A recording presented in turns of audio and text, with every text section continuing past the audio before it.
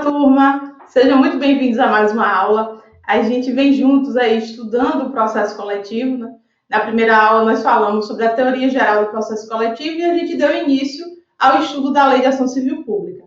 Então, nesta aula, que é a aula de número 21, a gente vai continuar essa análise, vai continuar falando da Lei de Ação Civil Pública, porque tem muito detalhe, pessoal. E muito detalhe explorado em prova de concurso. Eu vou trazer para vocês aí exemplos de algumas questões. A gente vai falar bastante de jurisprudência, inclusive a aula está bem atualizada. Ontem saiu uma decisão muito importante para o processo coletivo no âmbito do Supremo Tribunal Federal, certamente estará nas provas, então vamos continuar esse estudo aí. Hoje a gente vai voltar a falar da Lei de Ação Civil Pública, iniciando pelo tema competência. E vejam só, quando a gente fala de ação civil pública, e a gente estudou na aula passada, a lei traz um rol de direitos, né, que ela busca tutelar e diz que visa responsabilizar os danos causados a estes direitos. Então, partindo dessa análise do dano, o legislador ele fixou dois critérios gerais de competência, que é o do local do dano e o da extensão do dano. Então, o artigo 2º da Lei de Ação Civil Pública e o 93 do CDC, conjugados, né, trazem para a gente o entendimento no sentido de que tem competência para processar e julgar a ação civil pública o foro do local do dano. E esse juízo tem competência funcional, prestem bastante atenção, competência funcional para processar e julgar a causa. O CDC é mais específico, né? E a gente vai estudar, eu vou trazer para vocês uma tabela comparativa. O CDC faz essa análise em relação à extensão e diz se o dano tem natureza local, este foro aqui é o competente para processar e julgar a demanda. O dano ocorreu naquela localidade, aquele foro é o competente. Se o dano tem natureza regional ou nacional, podem ficar tranquilos que a gente vai diferenciar cada um. Se o dano tem natureza regional ou nacional, há uma hipótese de competência concorrente.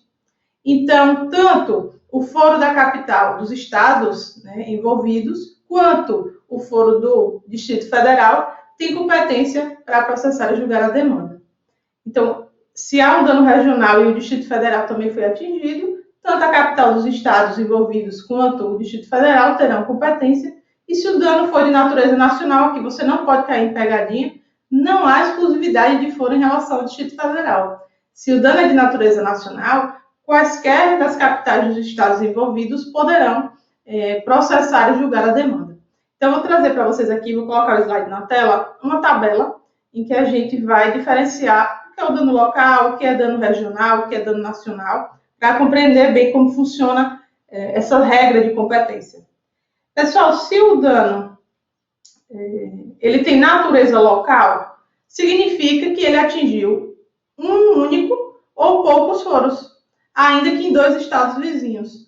Então, imagine que uma cidade situada no estado da Bahia, faz divisa ali com outra cidade do estado de Alagoas, aquele dano atingiu apenas essas 2 regiões ali, então a gente tem um dano de natureza local.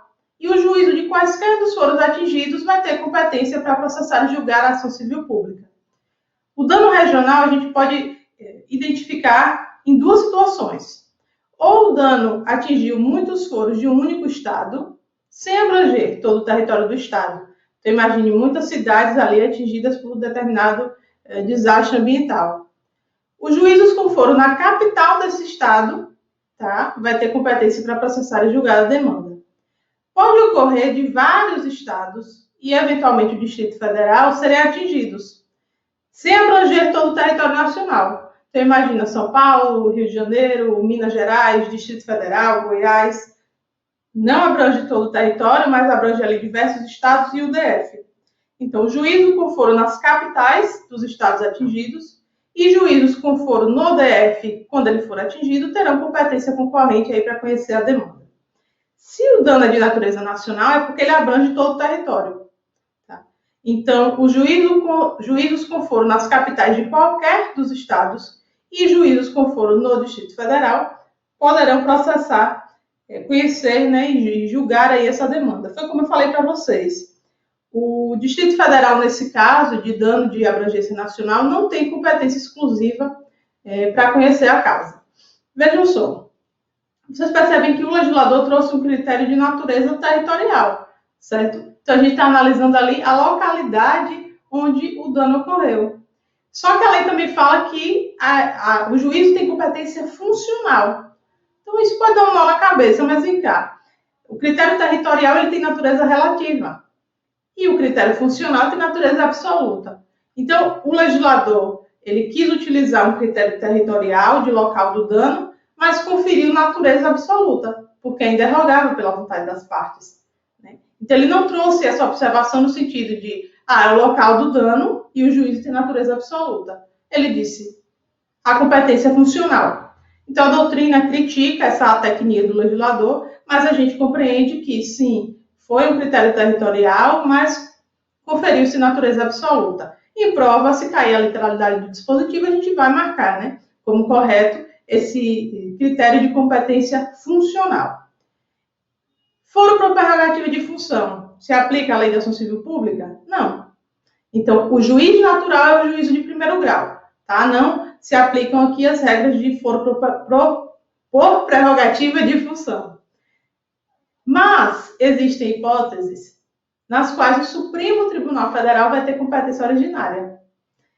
Isso aqui a gente tem que ter bastante cuidado, porque geralmente quando a gente está tratando de ação civil pública, ação popular, vem logo na cabeça. Não. Juízo de primeiro grau, competente para processar e julgar a demanda, não tem outra hipótese. Mas a gente tem que lembrar do artigo 102 da Constituição Federal. Existem situações nas quais, sim, o Supremo vai julgar, ainda que seja uma ação civil pública ou uma ação popular, uma ação coletiva. A gente sabe que pode existir conflito federativo. União com o Estado, união com o DF, estados entre si ou com o DF, Supremo Tribunal Federal, que vai julgar essa ação civil pública. Pode existir um litígio entre o Estado estrangeiro e a União, um organismo internacional e a União. O Supremo também vai julgar. Eu vou trazer 2 exemplos para vocês de ações civis públicas já julgadas pelo Supremo nessas hipóteses. E a gente também tem que lembrar daqueles casos relacionados à magistratura. Então, se todos os membros da magistratura forem interessados, né, direto ou indiretamente, ou se mais da metade dos membros de um tribunal estiverem impedidos de julgar, ou também forem direto ou indiretamente interessados, caberá ao Supremo, né, processar e julgar essa demanda. Então, vejam só, houve um caso relacionado à hidrelétrica de Itaipu Nacional, né, Itaipu Binacional, em que litigavam ali o Estado do Paraguai e a União. Então, foi competente o Supremo Tribunal Federal para analisar essa demanda. Em outra hipótese também, já ocorreu um litígio entre o IBAMA, que a gente sabe que é uma entidade federal, e o Estado de Minas Gerais. Ali também presente o STF compreendeu existir um conflito federativo e atraiu para si a competência para julgar a ação civil pública. Vejam só, a Constituição Federal, vocês sabem, prevê hipóteses em que há a possibilidade de delegação de competência.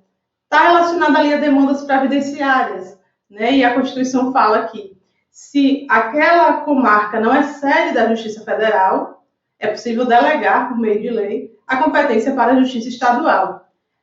Aqui no âmbito da Lei da Ação Civil Pública, a gente pode aplicar esse critério? Não. Não há possibilidade, tá, de delegação de competência, e eu vou mostrar para vocês aqui 2 questões de concursos de procuradorias em que esse conhecimento foi exigido do candidato. Então, vejam só, comarca que não é sede da Justiça Federal, não se admite a delegação para a Justiça Estadual julgar a ação civil pública. VUNESP já cobrou e cobrou mais de uma vez, tá? Vejam só, de acordo com o súmula do Superior Tribunal de Justiça, compete ao juiz estadual, nas comarcas que não sejam sede de vara da Justiça Federal, processar e julgar a ação civil pública, desde que a União não figure no processo. Pessoal, de fato, existia uma súmula do STJ que falava isso, mas essa súmula foi cancelada. Então, não importa se a União não figura no processo, né? Não se admite a delegação de competência no caso da ação civil pública. Então, vamos ter que buscar a seção judiciária, né?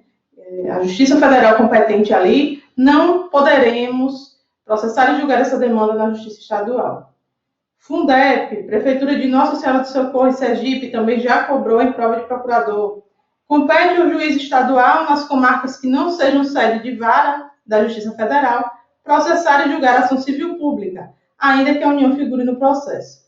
Errada também a assertiva, a gente não tem mais esse enunciado simulado do STJ, o entendimento que prevalece é esse, não há possibilidade de delegação de competência.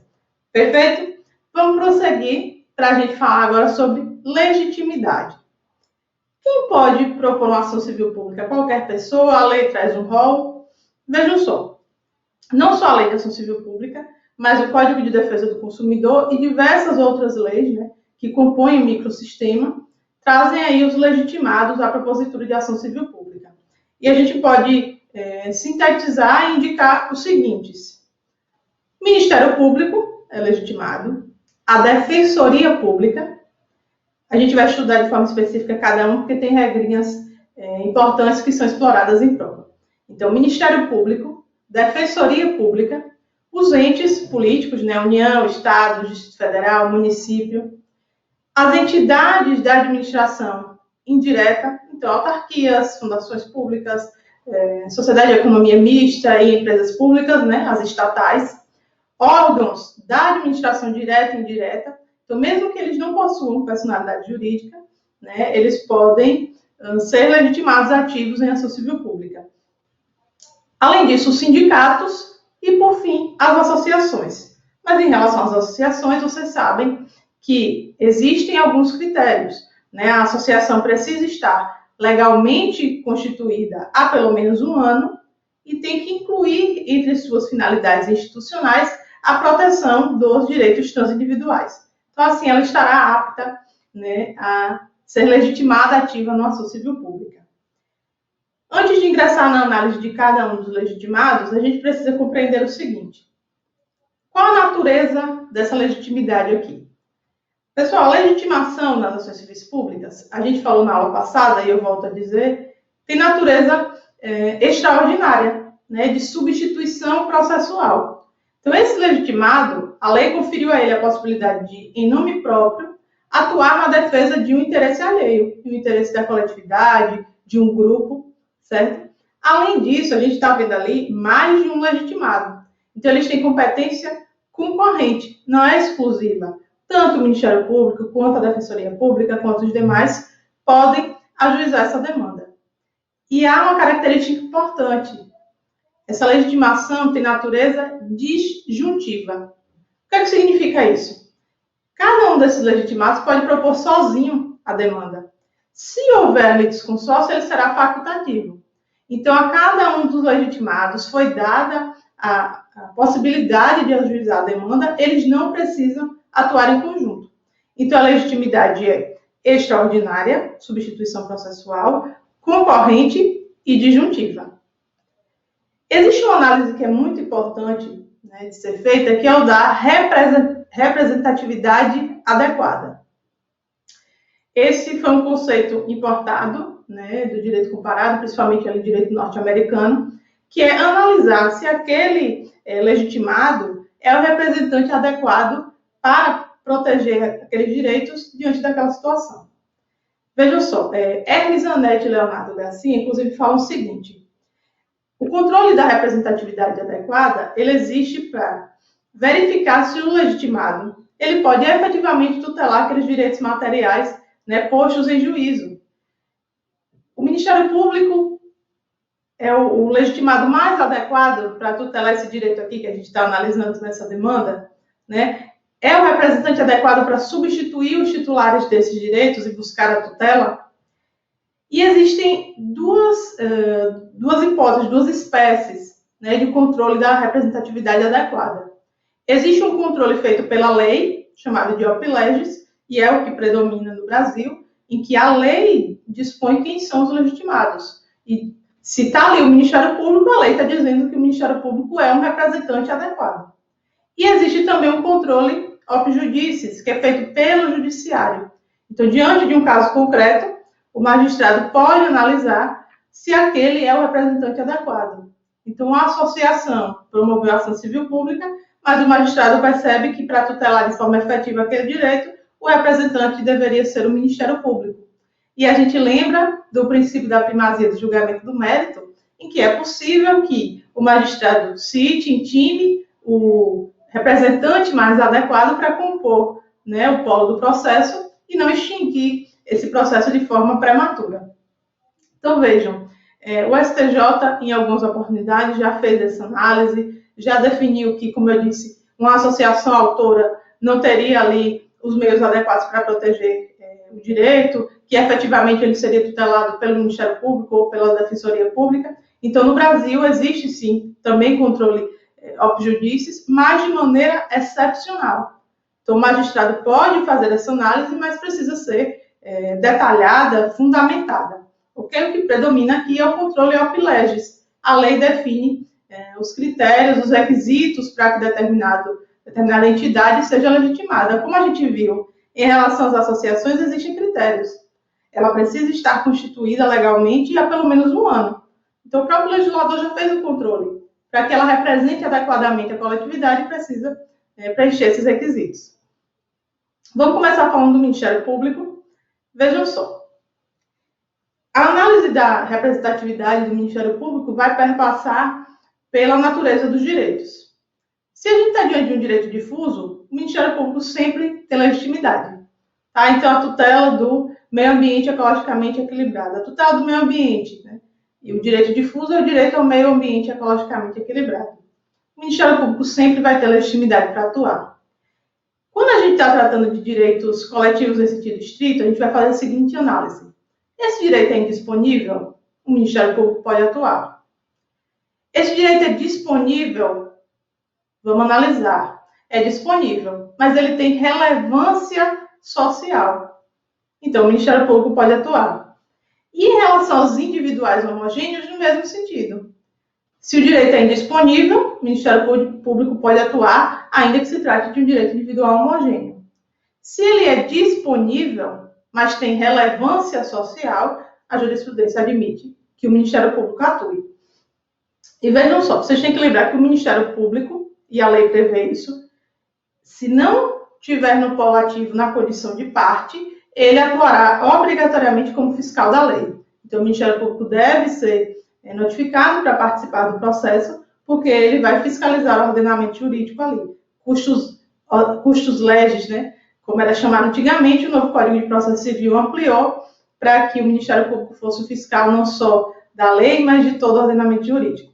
Eu vou trazer para vocês algumas hipóteses já analisadas pelos tribunais superiores, né? Nesse controle aí, op judicis, né? Essa análise da representatividade adequada do Ministério Público. O Ministério Público pode, por exemplo, atuar na defesa de direitos difusos, coletivos e individuais homogêneos dos consumidores. Inclusive, a STJ sumulou esse entendimento e diz, olha, o Ministério Público pode ajuizar uma ACP visando tutelar direitos dos consumidores relativos a serviços públicos. Eu trouxe para vocês essas decisões aí porque foram as que mais apareceram em prova, certo? O STJ já analisou diversas outras situações e, inclusive, eu indico a leitura das edições do Jurisprudência em Teses, né, relacionadas a processo coletivo. Vocês vão ver lá diversas situações já analisadas pela Corte. Também pode o Ministério Público ajuizar a ação civil pública para impedir a cobrança abusiva de mensalidades escolares. VUNESP já cobrou mais de uma vez isso aqui. MP também pode propor a CP em defesa do patrimônio público, enunciado simulado, defender interesses dos mutuários do sistema financeiro de habitação, olha só, relevante interesse social, pode também defender os beneficiários do seguro obrigatório DPVAT, e o STF disse aqui o interesse social qualificado. Vejam que houve uma evolução na jurisprudência, a STJ tinha inclusive súmula no sentido de que não cabia pelo Ministério Público a propositura de ação civil pública para defender beneficiários do DPVAT. A súmula foi cancelada, prevalece agora o entendimento que sim, pode o Ministério Público ingressar com a ação civil pública para defender esses titulares aí. E quando não há legitimidade do MP? Trouxe 3 situações, né, já analisadas também pela Corte. Não há legitimidade do MP para ajuizar a ação civil pública em razão de ilegalidade no recebimento de valores a título de gratificação natalina por juízes e servidores públicos. A gente está vendo aqui a individualidade desse direito, não há relevância social, né? O Ministério Público estaria tutelando um rol individualizado de pessoas, né? Não está nessa análise que a gente está fazendo aqui de indisponibilidade de direito, de relevância social. Também o STJ já afastou, né, a possibilidade de o Ministério Público propor ação civil pública contra um ex-dirigente de um clube de futebol em razão de alegada prática de atos que teriam causado prejuízos de ordem moral e patrimonial à agremiação futebolística. Também não há relevância social para a coletividade, né? A gente está tutelando ali um grupo específico. Por que o Ministério Público atuaria nesse sentido, né? Também não há legitimidade do Ministério Público, e prestem bastante atenção, ajuizar ação civil pública contra o INSS com o objetivo de garantir o direito de crianças sob guarda judicial de serem inscritas no regime geral da Previdência como beneficiárias na condição de dependente do segurado guardião, pois se trata de direitos individuais disponíveis. Quando vocês estudam previdenciário, vocês sabem que a jurisprudência passou a admitir que o menor sob guarda, né, seja registrado na Previdência como dependente. Então, para fins previdenciários, o menor sob guarda pode ter a condição de dependente. Mas aqui decidiu-se que o MP não teria legitimidade para propor ação civil pública contra, né, a autarquia previdenciária, porque são direitos individuais disponíveis. Voltar aqui para mim. Vamos passar a estudar agora a Defensoria Pública. A Constituição Federal, a gente sabe, no artigo 134, trata das atribuições, né, das competências ali da Defensoria Pública, e a gente vê que ela é responsável por tutelar, promover os direitos humanos, o regime democrático, diversos interesses aí, princípios fundamentais da nossa República. Mas diz o seguinte, que a Defensoria Pública tem a atribuição de defender os necessitados, judicial e extrajudicialmente, em todos os graus. E isso de forma integral e gratuita. Né? Então, fala defesa dos necessitados. Quem seriam esses necessitados? Apenas os carentes de recursos financeiros? E não. Então, além dos carentes de recursos financeiros, a Defensoria Pública pode proteger também, por meio de ação civil pública, os hipervulneráveis. Então, são aquelas pessoas que foram estigmatizadas, excluídas. Imagine também as crianças, os idosos, são pessoas que estão numa situação especial, né? Uma vulnerabilidade existencial, diz a doutrina. Então, não só os carentes de recursos.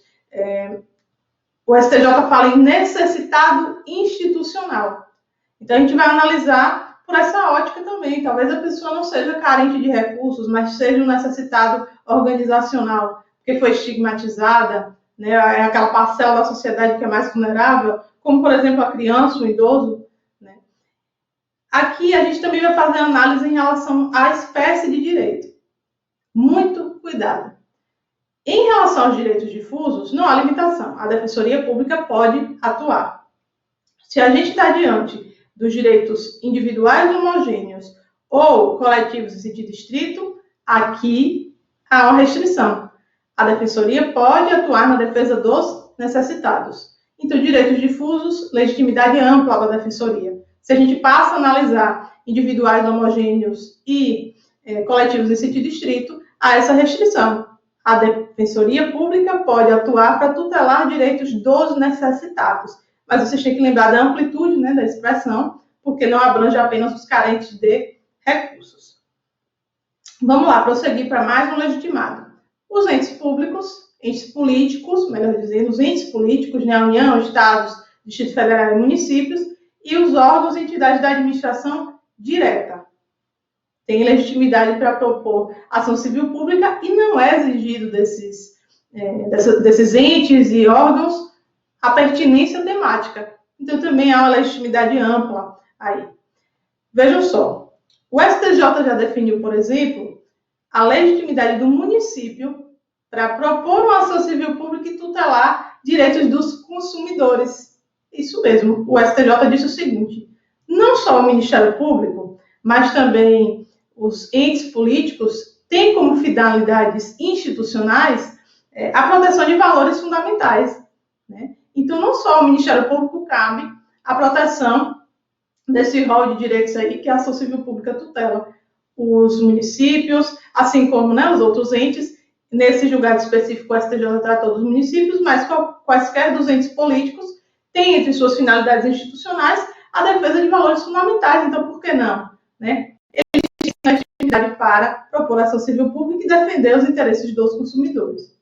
Vejam só, a gente está falando aqui dos entes políticos e da administração direta.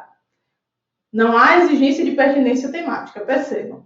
Quando a gente fala das entidades e órgãos da administração indireta, exige-se a pertinência temática. Então, a gente está falando aqui de autarquia, de fundação, empresas estatais e demais entidades ali que fazem parte da administração indireta. Diferente, então, do que ocorre com os entes políticos e com as entidades da administração direta, aqui exige-se pertinência temática. Isso a Vunesp já cobrou, tá? Houve a cobrança de uma assertiva e foi considerada errada essa assertiva porque dizia que tanto a administração direta quanto a indireta está livre, né, dispensada de demonstrar pertinência temática na propositura de uma ação civil pública.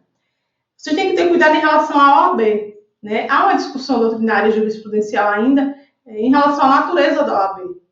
É autarquia, não é? O que prevalece hoje? Que é a natureza sui generis.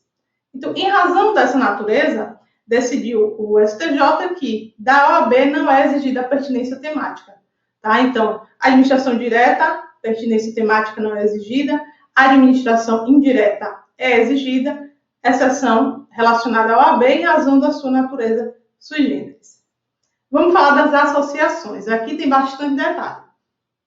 Como eu falei anteriormente, a representação adequada das associações já veio pelo legislador com alguns critérios. Quais sejam? Primeiro, um requisito formal, a associação ela tem que estar legalmente constituída. E um requisito temporal, essa constituição tem que se dar há pelo menos um ano. Então, a associação tem que estar constituída legalmente há pelo menos um ano. É possível dispensar um desses requisitos? Olha, em relação ao requisito temporal, a própria lei fala para a gente que é possível que o juiz dispense o critério. Então, o artigo 5º, parágrafo 4º da Lei da Ação Civil Pública fala que, em relação à característica do dano ou à relevância do bem jurídico protegido, é possível que o juiz dispense esse requisito e, olha, a associação está constituída há 10 meses, então não está há pelo menos um ano. Mas esse direito é relevante, esse bem jurídico é relevante, há um dano grave aqui para ser protegido, para ser, na verdade, reparado, né? Então eu vou dispensar o requisito temporal e vou admitir essa ação civil pública. Além disso, há um requisito institucional. Ali no Estatuto da Associação, quando dispostas as finalidades institucionais, eu tenho que ter como uma das finalidades, como a finalidade institucional dela, né, a proteção dos direitos transindividuais. E veja só, a jurisprudência diz que não pode ser uma previsão genérica. Então, foi formada uma associação e ela tutela tudo, meio ambiente, consumidor, patrimônio. Não, tem que ser específica. Não precisa coincidir exatamente com o objeto da demanda. Então, não precisa ser uma associação dos consumidores de alimentos com glúten, por exemplo. Associação de consumidores e a ação é relacionada a alimentos com glúten. Pode sim, não precisa coincidir exatamente com o objeto, certo? Mas não pode ser também algo genérico. A associação, ela, né, tutela tudo. Vejam só, isso aqui eu preciso que vocês prestem muita atenção. É necessária a autorização dos associados para que a associação, né, proponha uma ação civil pública? Muita cautela. Por quê? Eu vou mostrar para vocês o que prevê o artigo 2º-A da Lei 9494 de 97.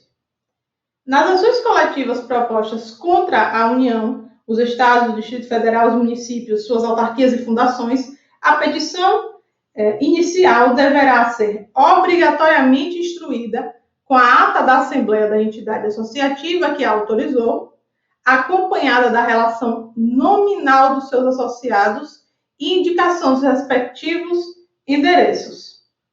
Veja só, a lei exige que, ali no momento da propositura da ação civil pública, a petição inicial esteja instruída com a ata da Assembleia da Entidade Associativa. Além disso, tem que vir acompanhada da relação nominal, quem são os associados, todos os nomes ali listados, e os respectivos endereços. Essa exigência de autorização, né, que a lei prevê, faz a gente compreender que a natureza da legitimação aqui seria de representação e não de substituição processual. Se a lei está exigindo que os associados emitam uma declaração dizendo eu autorizo a associação a propor determinada demanda, não estaria aqui havendo um critério, na verdade, de representação e não substituição processual? Houve, por parte da jurisprudência, também uma evolução quanto a essa compreensão, e isso tem implicações práticas importantíssimas. No primeiro momento, o Supremo Tribunal Federal falou, olha, as associações são representantes processuais, não são substitutas. Então, exige-se, sim, uma autorização expressa dos associados para que essa entidade atue em juízo, né? Então, a legitimidade de causa só está presente se o associado autorizar. E a autorização deveria ser específica. Tá? Então, a cada ação civil pública protocolada, uma nova autorização para que a entidade atuasse. A jurisprudência do Supremo evoluiu. Disse o seguinte, olha, esse entendimento e aquele entendimento anterior foi tomado num recurso extraordinário. Só que foram opostos embargos de declaração neste recurso extraordinário para que o STF especificasse, vem cá, esse entendimento se aplica a qualquer tipo de ação? E veio o Supremo e disse, não, calma. A gente entendeu ali que sim, que as associações são representantes, não são substitutas. Precisa da autorização dos associados. Mas eu estou tratando aqui das ações que tramitam sobre o rito ordinário e não das ações civis públicas. Porque ações comuns que tutelam interesses individuais, aí sim a associação ela é representante. Quando a gente está tratando de ação coletiva, há substituição processual. Então, houve uma evolução aí da jurisprudência do Supremo. O que fez o STJ também rever sua jurisprudência.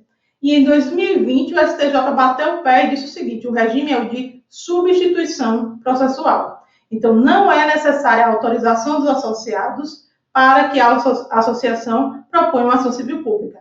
Não precisa de deliberação em assembleia, não precisa de autorização. A associação é substituta e ela pode sim, sem pedir autorização a ninguém, propor a demanda.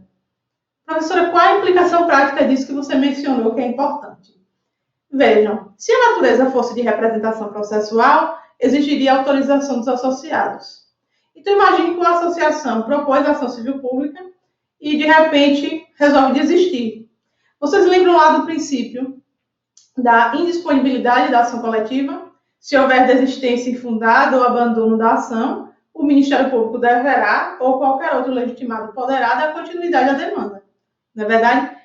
Mas se a natureza fosse de representação processual, como outra associação poderia ingressar e dar andamento à demanda se ela não foi autorizada? A autorização dos associados foi emitida para aquela entidade X e não para Y. Então, ela não poderia substituir.